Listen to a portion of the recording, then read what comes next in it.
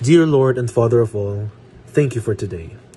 Thank you for ways in which you provide for us all. For your protection and love, we thank you. Help us to focus our hearts and minds now on what we are about to learn. Inspire us by your Holy Spirit as we listen and write.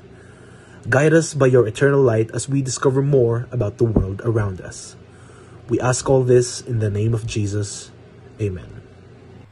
Good morning, everyone. This is the presentation of Group 7 about physical injuries medical legal report. So first, medical legal aspects of physical injuries. Physical injuries. It is the effects of the application of a stimulus to the body. Synonymous to trauma. The term physical injury and trauma are used interchangeably with the term wound, which is wound is a solution of the natural continuity of the living body. Physical injury may not always result in the production of a wound, but wounds are always the effects of physical injury. Next is the vital reaction. This is the sum total of all reaction of tissues and organs for which activities of the living cells are necessary. It is the response of the living body to stimulus. It may be used to determine between antemortem or post-mortem injuries. So, antemortem, yun yung kung na-inflict ba yung injuries bago pa mamatay, or yung post-mortem kung patay na ba bago pa in-inflict yung mga injuries na natamo ng tao. Next is the inflammation. It is a local reaction to vascularized tissue to injury. The inflammatory response sets into motion a complex series of events which, as far as possible, heal and reconstitute the damaged tissue. There are 5 cardinal signs of inflammation. 1 is heat. 2. Redness. The local heat and redness result from the dilation of the microculation in the environs of the injury. 3. Swelling. Produced largely by the escape of fluid, plasma, proteins, and cells from the blood into the perivascular tissue. So, heat, nararamdaman mo na ng iinit na yung sugat mo. Next, namumula na siya. Tapos, medyo nagsiswell na siya. So, hindi yung nagkakabukol na siya. Next is pain. Induced by the prostaglandins where there is increased tissue tension due to swelling. 5 is function, laesa, lessening of function. So, sobrang sumasakit na, and dahil dun sa sobrang sakit tsaka swelling, hindi mo na siya, for example, sa kamay ka nagkasugat, hindi mo na siya magalaw ng ayos, so hindi ka na makagrip kasi super sakit na nung inflammation na meron ka. Next is the forensic implication of physical injuries. Correlation of alleged circumstances with the injuries. So, kung ano ba yung connection nung nangyari sa injuries na natamulong tao. Next is the recognition of the wounding weapon. So, pag-figure out kung ano yung weapon na ginamit. Next is determination of the victim response or presence of defense wound. Kung nanlaban ba yung victim, or may iba pa bang ginawa yung victim para lang hindi siya masaktan. Next is the cause of death. Disease or injury that caused the physiological derangement, hypovolemic shock, or cardiogenic shock. So, kung ano ba talaga yung cause of death. For example, kung ang cause, for example, sinaksak. Kung yung saksak bang yun yung naging cause of death, or yung iba pa. Next is the manner of death, which is the natural, accidental, suicidal, or homicidal, or the undetermined. Next, factor determining severity, extent, and appearance of injuries. 1. The magnitude of force. So, sa magnitude of force, kung gaano kalakas yung force na ginamit dun sa natamong physical injuries. Next is the time over which force is delivered. So, yung time kung kailan na i-deliver yung physical or yung injuries na natamo ng victim. Next is region or site involved. 4. Extent of body surface. And 5. Weapon. So, sa weapon, kung ano yung ginamit, like, gumamit ba siya ng kutsilyo, or ng kahit anong matatalim na bagay para makapanaksak. Next is the classification of wounds. 1. According to severity. A. Mortal wounds. Those immediately or shortly followed by death after infliction. So sa mortal wounds, for example, sinaksak ka sa may bandang puso and then namatay ka kaagad pagkatapos ng saksak na yon. So that's mortal. So next is the non-mortal wounds. So ito naman yung opposite ng mortal. Ito naman is which by themselves are not capable of producing death immediately after infliction or shortly afterwards. For example, sinaksak ka sa balikat. So, possible na hindi siya ganun, hindi ka agad mamamatay or hindi nakamatay yung saksak na ginawa sa'yo. Next, as to matter or infliction. A. Hit by means of a bolo, ace, blunt instrument. B. Thrust or stab by dagger, knife, saber, or bayonet. C. Tearing or stretching. D. Gunpowder explosion, projectile, or shrapnel. Ang shrapnel, para din siyang explosion, kain siya ng bomb. So, E. Sliding or rubbing. 3. As to depth of wound, superficial. When the wound involves only layers of skin. So, sa superficial, hindi siya bumaon or yung wound is sa skin lang talaga siya. Wala siyang kahit anong natamaang organ or anything. So, B. Deep. When the wound involves inner structure of the body. For example, sinaksak ka sa tiyan. Yung ganon, yung malalim. Next is penetrating. When the weapon has pierced a solid organ or tissue. So, sa penetrating, pag sinaksak ka, kumari sa bandang tagiliran, or sa dibdib, tas natamaan yung puso mo. So, yun yung penetrating. Next is perforating. The object passes all the way through, creating a communication between inner and outer portion of a hollow organ. So, for example, binaril ka and lumagpas or parang nabutas yung something sa loob. Next, 4. According to the relation of the point of the application of force and the location of the injury. Coup injury. Injury is found at the site of application of force.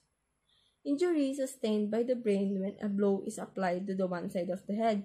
So, pag hinampas ka, yung brain mo, nasusustain niya, kumaga, yung brain mo nakakaya pang isustain yung damage na nangyari sa ulo mo.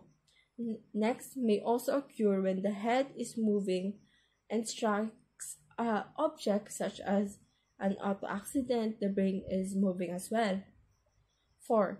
Injury may occur at the site of the impact, such as the forehead striking at the dashboard. So, counter-coup injury. Injury is found opposite at the site of the area was hit, often called an acceleration-deceleration injury. In an auto accident, when the forehead strikes the dashboard, the brain bounces backwards and strikes the back of the skull. So, pag nauntog ka sa dashboard, magbabounce yung nag-bounce yung brain mo pabalik. So, ang tendency nun, pagka-bounce ng ulo mo pabalik, yung back ng head mo, yung natamaan, imbis na yung front. Next is the coup-contre-coup injury. Injury is found at the site as well as opposite the application of force, seen in shaken baby syndrome, where violent back and forth movement of the infant's head repeatedly bangs the brain against the skull. This can lead to severe brain damage and death. So, dito, Uh, so, yung, for example, na-aksidenta ka sa sasakyan, and then umikot yung sasakyan, yung pag-shake ng head mo, it can lead to severe brain damage and death. Number 5. According to the relation of the point of application of force and the location of the injury. Letter A. Locus minoris resistentia is a Latin term that translates to place of less resistance. In medical terminology, it refers to a part of the body that is more susceptible to disease or injury due to inherent weaknesses or pre-existing condition. This concept is often used to describe why certain areas are more prone to infection or other pathological processes. Examples: skin and infection. If someone has a history of repeated trauma to the skin, that area may become a locus minoris resistentia, making it more susceptible to bacterial infections. Post-surgical sites. Areas that have been previously operated and might be more prone to other complications due to the weakened tissues. Scars. Old scars from previous injuries or surgeries can be locus minoris resistentia, where new injuries or infection are more likely to occur. Next is an extensive injury. It refers to a severe type of damage that affects a large area of the body or involves significant tissue damage. These injuries are often critical and may have widespread implications on health and bodily functions. Examples are severe burns. Burns covering a large percentage of the body surface area, such as those resulting from fire or chemical exposure, are considered extensive. These often involve third-degree burns that penetrate all layers of the skin and affect underlying tissues. Next is polytrauma. This involves multiple severe injuries to different body parts. For example, a person might have broken bones, internal bleeding, and organ damage simultaneously. Lastly is major fractures. Fractures involving large or multiple bones, such as a pelvis fracture or multiple long bone fractures, often considered extensive due to the complexity of the amount of the tissue damage of the blood loss. Number 6. According to the type of first applied injuries. Number 1 is abrasion. An abrasion is a superficial injury to the skin caused by friction or scraping against a rough surface. It typically results in the removal of the outer layer of the skin, causing pain and sometimes minor bleeding. Number 2 is contusion. A contusion, commonly known as a bruise, is an injury to the tissue beneath the skin without breaking the skin. It is caused by blunt force trauma, which leads to blood vessels breaking and leaking blood into the surrounding tissues. This results in discoloration and pain. Number 3 is hematoma. A hematoma is a collection of blood outside of blood vessels, usually caused by a break in the wall of a blood vessel. Hematomas can occur anywhere in the body and can be caused by trauma, surgery, or certain medical condition.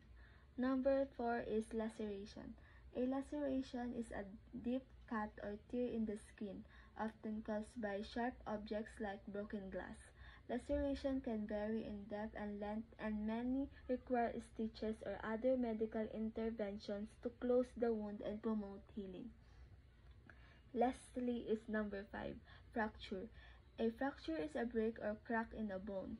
Fractures can reach from hairline cracks to complete breaks, where the bone may put through the skin. And number 7, according to the type of force applied, we have stab wounds. Stab wounds are penetrating injuries caused by a pointed object, such as a knife or a needle entering the body. These wounds are typically deeper than they are wide and can affect internal organs or structures depending on the depth and location of the penetration. Stab wounds can be serious due to the risks of internal damage and infection. And we have incised or cut wounds. Incised wounds, also known as cut wounds, are caused by sharp objects slicing through the skin and underlying tissues. These wounds are usually longer and deep. They can result from contact with sharp tools like knives or broken glass. And lastly, we have chop wounds. Chop wounds are caused by heavy and sharp-edged instruments. Chop wounds are typically deep, involving muscles, bones, and other internal structures, and they have sharp, well-defined edge. The wounds makes them potentially life-threatening and often require significant medical intervention, including surgery.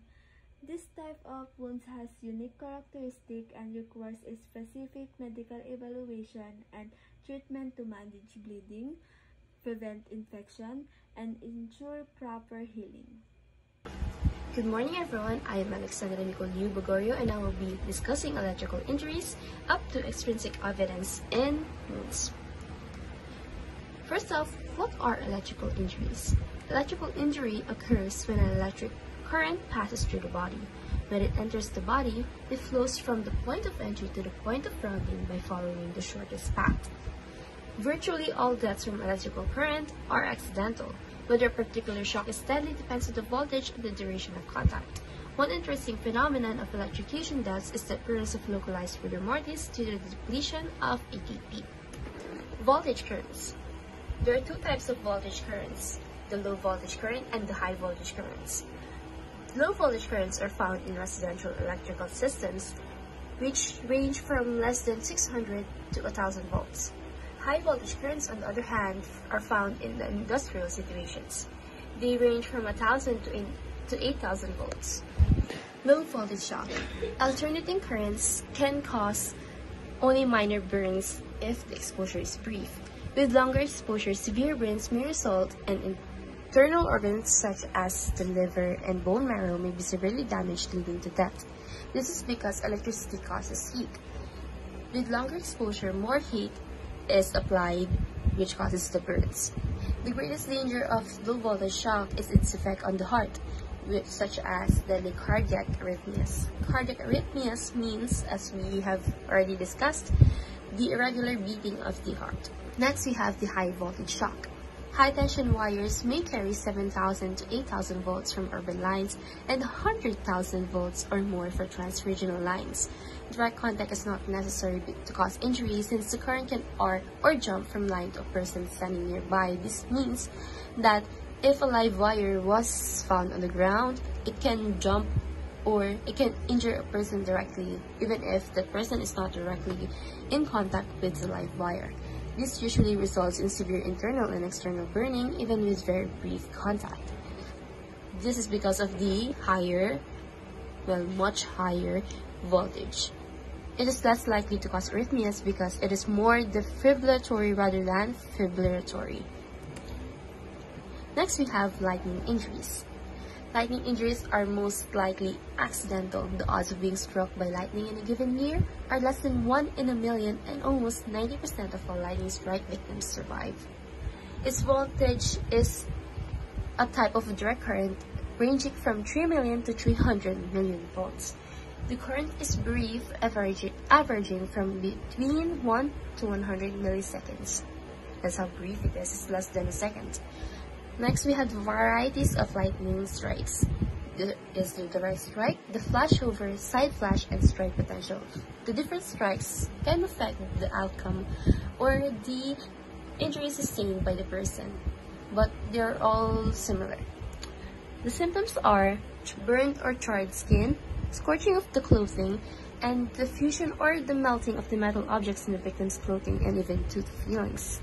Tooth fillings are also counted because there is metal in them, which causes, and as you said, it causes fusion and the melting of metal objects. Here, this is my favorite, Lichtenberg figure. It is a rare sign of lightning strikes, which is first described in 1777 by George Lichtenberg. The symptoms are painless, red fern-like arboresque pattern over the back, shoulders, buttocks, or legs.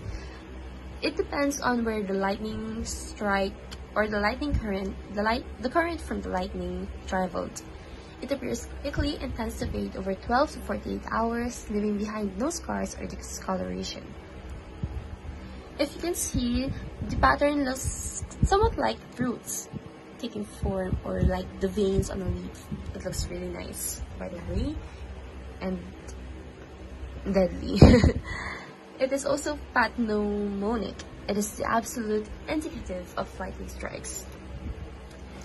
Next up, we have legal classification of physical injuries. First, we have mutilation. It is the intentional act of lopping or cutting any part or parts of the living body. The law imposes a graver penalty if the victim is deprived totally or partially of the organ of reproduction because it deprives the victim of the right to procreation or propagating life. The word intentional is important here because if the act is not intentional, it is serious physical injury, which we have up next. Serious physical injuries are when the victim loses an organ or special sense of locomotion, or when the victim becomes impotent, imbecile, or blind as a consequence of the act, or if he becomes deformed or loses any member of his body or loses the use thereof. And last, if he becomes incapacitated to work for more than 30 days. It is less serious physical injuries when the victim is incapacitated for labor for 10 days or more, but not more than 30 days. Or if the injury sustained by the victim requires medical attendance from 10 days or more, but not more than 30 days. It is light physical injuries if the victim is incapacitated for labor or requires medical attendance from 1 to 9 days, or if the victim is ill-treated by deed, which does not cause any actual injury. Next up, we have administering injurious substances or beverages. It is an act by which a person without an intent to kill inflicts upon another physical injury by knowingly. Knowingly is important here. The perpetrator must knowingly administer to him any injurious substance or beverage by taking advantage of his weakness of mind or credulity. Credulity means the tendency of a person to believe anything he says or any other person says. Next up, we have the medical legal investigation of physical injuries. First up, we have the general investigation of the surroundings. This is, from my understanding, the first impression or the first look upon the crime scene. Next up, we have the examination of the crime scene, which is the examination of the actual crime scene, where we examine the clothing, the hair, follicles found at the crime scene, the stains, and other foreign bodies. There is also the interrogation or the investigation on the persons who may have witnessed the incident. There is the photography, sketching, or accurate description of the crime for purposes of preservation. Next up, we have the examination of the moving instrument. There is the photography, sketching, and accurate description of the instrument possibly used. Next up, we have the examination of the wounded body. We examine the character of the wound, the location of the wound, the depth of the wound, the direction of the wound, the number of wounds, and the condition of the surrounding area pertaining to the wound. Next up, we have extrinsic evidence in wounds. Evidence in the wounding weapon, position, blood present, hair, and other substances. Extrinsic meaning foreign, which is not, in this case, not found naturally on the body. Next up, we have the evidences on the clothing of the victim. There may be hair follicles or other particles which can lead to clues pointing to the perpetrator. There's also evidence derived from the crime scene. There can be footprints, fingerprints, or hair follicles or other particles or elements foreign to that area which can be found that can lead to the perpetrator. And lastly, we have evidence derived from the examination of the assailant. This is important because it is used to compare with the evidence found in the crime scene and the wounding weapon and the victim, it's him or herself, to prove that he is actually the assailant.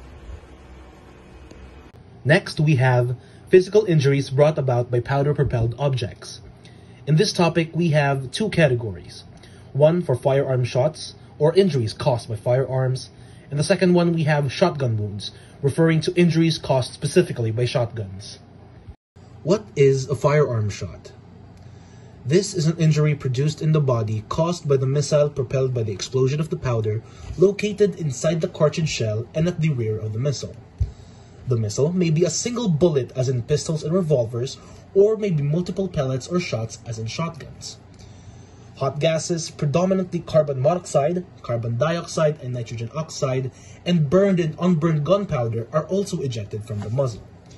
The appearance of the gunshot wounds depends on the caliber of the wounding weapon, characteristics inherent to the site of the entrance wound, which we will discuss later, the direction of the fire, the shape and composition of the missile, the part of the body involved in the wound, the range, and what kind of weapon was used to inflict the wound.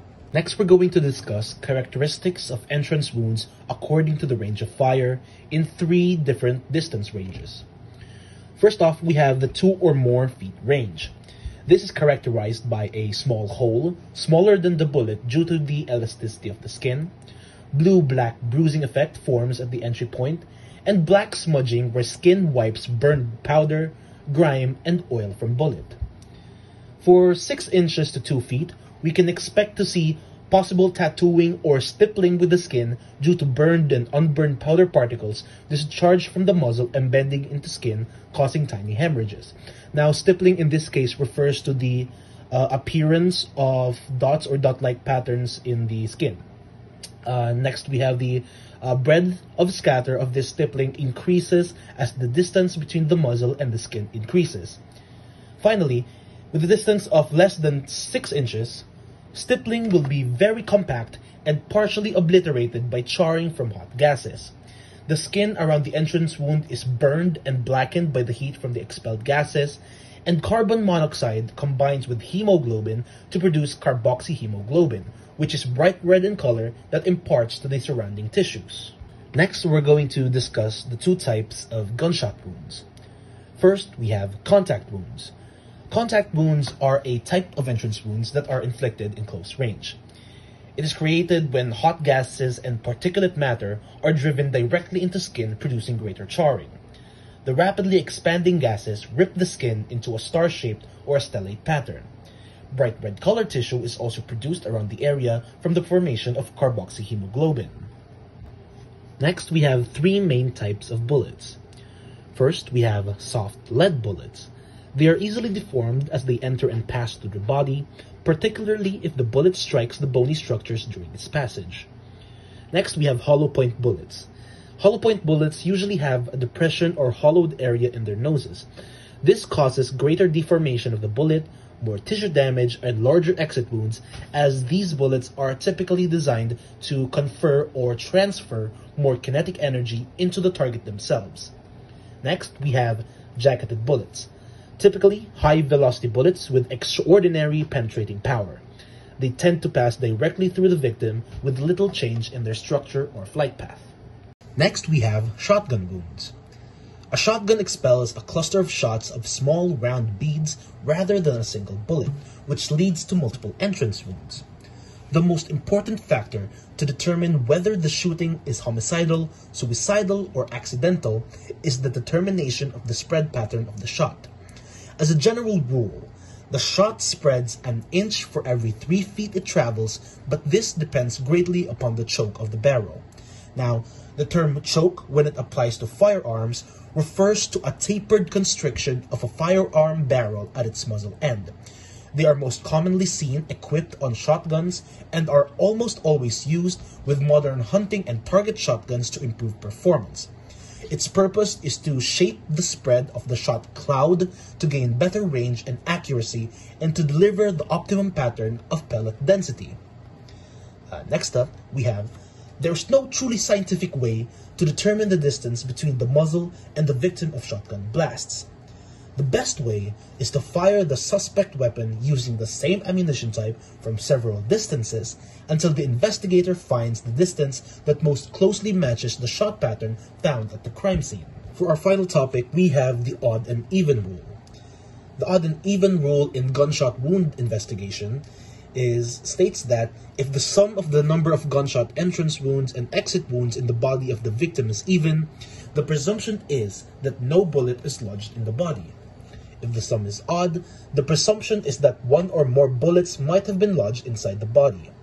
The rule is merely presumptive, and actual inspection and autopsy will verify the truth of the presumption.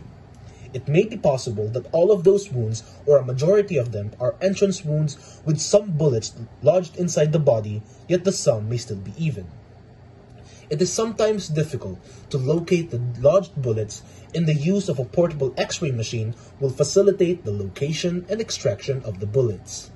Now let's talk about physical injuries due to vehicular accidents.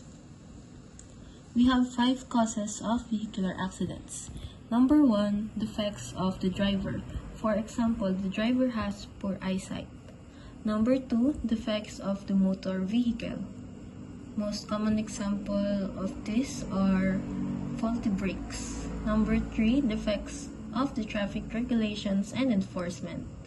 Number 4, drivers may not be sufficiently warned of danger zones, acute curves, and speed limits.